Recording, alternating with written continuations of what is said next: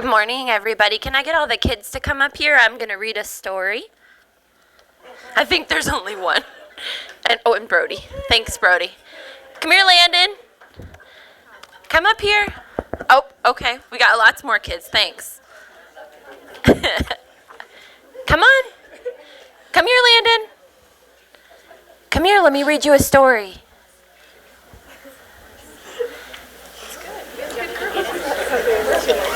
He's coming. Nope. I don't know if he's coming up. Maybe not. Hey, come here.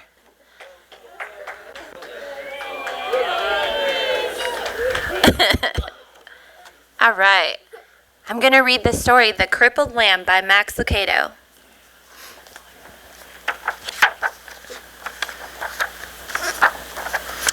Once upon a time, in a sunny valley, there lived a little lamb named Joshua. He was white with black spots, black feet, and sad eyes. Josh felt sad when he saw the other lambs with snow-white wool and no spots. He felt sad when he saw the other sheep with their moms and dads because he didn't have a dad or a mom. But he felt the saddest when he saw the other lambs running and jumping because he couldn't. Josh had been born with one leg that didn't work right. He was crippled. He always limped when he walked. That's why he always watched while the other lambs ran and played. Josh felt sad and alone, except when Abigail was around. Abigail was Josh's best friend. She didn't look like a friend for a lamb. She was an old cow. She was brown with white blotches that looked like rain puddles on a path. Her belly was round as a barrel, and her voice was always kind and friendly. Some of Josh's favorite hours were spent with Abigail. They loved to pretend that they were on adventures in a distant land. Josh liked to listen to Abigail tell stories about the stars. They would spend hours on the hill looking into the valley. They were good friends. But even with a friend like Abigail, Josh still got sad. It made him sad to be the only lamb who couldn't run and jump and play in the grass. That's when Abigail would turn to him and say, "Don't be sad, little Joshua. God has a special place for those who feel left out." Josh wanted to believe her, but it was hard. Some days he just felt alone. He really felt alone the day the shepherds decided to take the lambs to the next valley, where there was more grass. The sheep had been in the valley so long, the ground was nearly bare.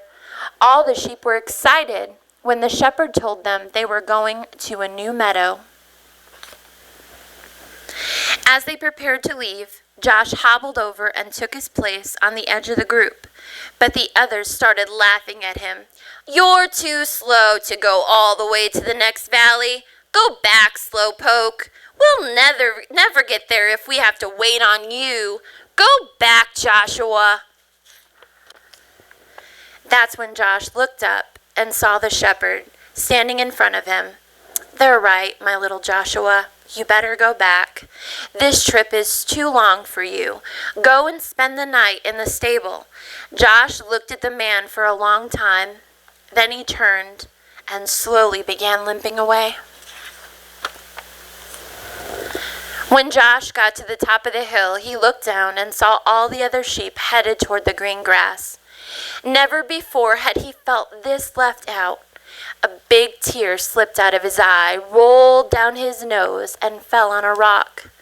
Just then he heard Abigail behind him, and Abigail said what she always said when Josh felt sad. "Don't be sad, little Joshua. God has a special place for those who feel left out." Slowly the two friends turned and walked to the stable together. By the time they got to the little barn, the sun was setting, like a big orange ball. Josh and Abigail went inside and began to eat some hay out of the feed box. They were very hungry, and the hay tasted so good. For a little while, Joshua forgot that he had been left behind. "Go to sleep, little friend," Abigail said after they finished eating. "You've had a hard day." Josh was tired, so he laid down in the corner on some straw and he closed his eyes. He felt Abigail lie down beside him, and he was glad to have Abigail as a friend. Soon Josh was asleep. At first he slept soundly, curled up against Abigail's back. In his sleep he dreamed. He dreamed of running and jumping, just like the other sheep. He dreamed of long walks with Abigail through the valley. He dreamed of being in a place where he never felt left out. Suddenly, strange noises woke him up. "Abigail," he whispered, "wake up. I'm scared." Abigail lifted her big head and looked around. The stable was dark except for a small lamp hanging on the wall. "Somebody is in here," Josh whispered. They looked across the dimly lit stable. There, lying in some fresh hay in the feed box, was a baby. A young woman was resting on a big pile of hay beside the feed box. Joshua looked at Abigail, thinking his friend could tell him what was going on. But Abigail was just as surprised as Josh. Josh looked again at the woman and the child, then limped across the stable. He stopped next to the mother and looked into the baby's face. The baby was crying. He was cold. The woman picked up the baby and put him on the hay next to her. Josh looked around the stable for something to keep the baby warm. Usually there were blankets, but not tonight. The shepherds had taken them on their trip across the valley. Then Josh remembered his own soft, warm wool. Timidly, he walked over and curled up next to the baby. "Thank you, little lamb," the baby's mother said softly. Soon the little child stopped crying and went back to sleep. About this time, a man entered the stable carrying some rags. "I'm so sorry, Mary," he explained. "This is all the cover I could find." "It's okay," she answered. "This little lamb has kept the new king warm." "A king?" Joshua looked at the baby and wondered who might he be. "His name is Jesus." Mary spoke as if she knew Joshua's question. "God's son. He came from heaven to teach us about God." Just then there was another noise at the door. It was the shepherds, the ones who had left Joshua behind. Their eyes were big and they were excited. "We saw a bright light and heard the angels," they began. Then they saw Joshua next to the baby. "Joshua, do you know who that baby is?" He does now. It was the young mother who was speaking. She looked at Joshua and smiled. "God has heard your prayers, little lamb. This little baby is the answer."